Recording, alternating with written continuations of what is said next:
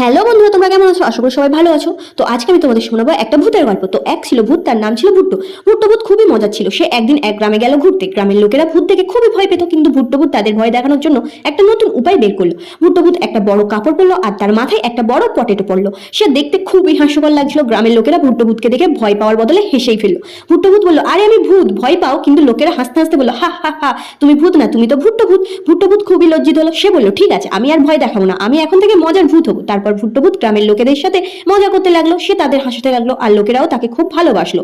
একদিন ভুট্টো ভূতের গ্রামে স্কুলে গেল। সে বাচ্চাদের সাথে খেলতে লাগলো আর বাচ্চারাও তাকে দেখে খুব হাসাতে লাগলো।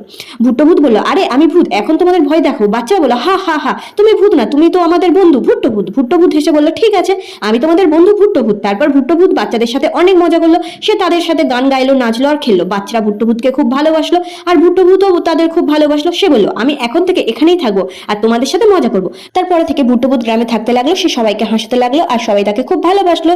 তো আজকের গল্পটা কেমন লাগলো সবাই আমাকে কমেন্ট করে অবশ্যই জানাবে। তো আজকের জন্য টাটা।